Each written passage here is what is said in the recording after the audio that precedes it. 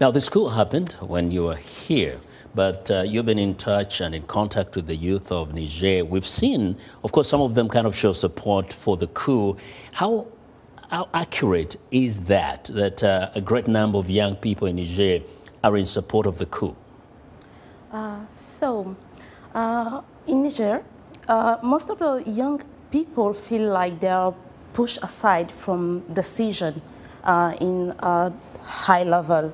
And I think there is a way for them to just take power over the situation, to say that our voice still means something, and we can maybe in a certain way make our voice be heard, and so that we can be associated in the decision for the next few years that's gonna come. So it's not like they are taking position, it's just like they want to have their, they want to be here. And it's the most important part.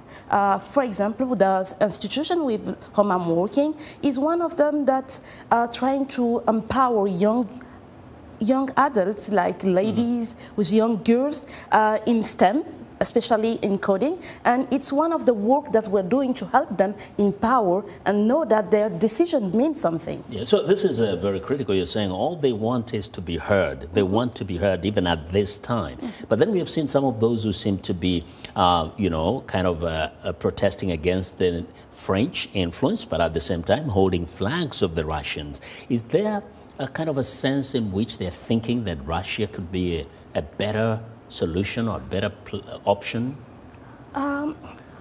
You ask some people to take decision between something that they used to and something new. Yes. So it's kind of tricky to have like a position to be held. It's more like we don't want to be with you, so the alternative, we're gonna be with other. It doesn't mean that they are with them. It's more like they are trying to find a solution because they feel like they are under pressure.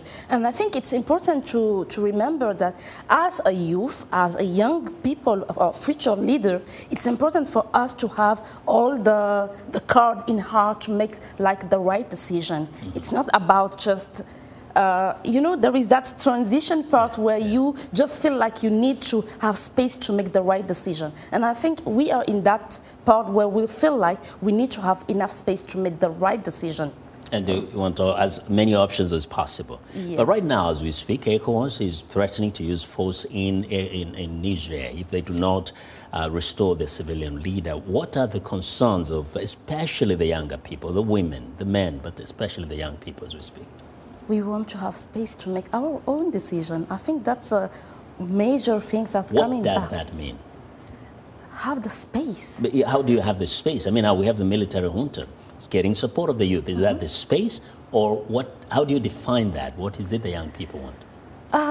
For instance, you can have people who feel like having other people from outside telling that we're going to have military action to give you space. It's not the solution for us because we're in the country and we feel like they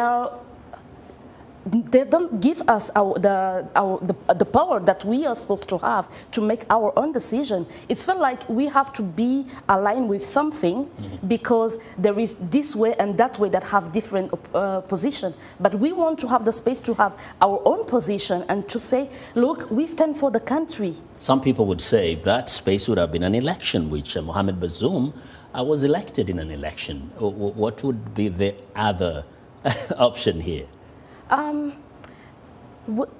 Trying to take in consideration the opinion of the youth, and the youth always feel like their opinion doesn't matter, and that's why I'm always coming back to that. It's important to just hear the youth, listen to them, and that's the part of the work that we're doing on daily basis. We're trying to remind that they have the power because in Niger we have like more than half of the population is youth, is under 30. So it's a huge population that feel like their opinion are not taken in consideration.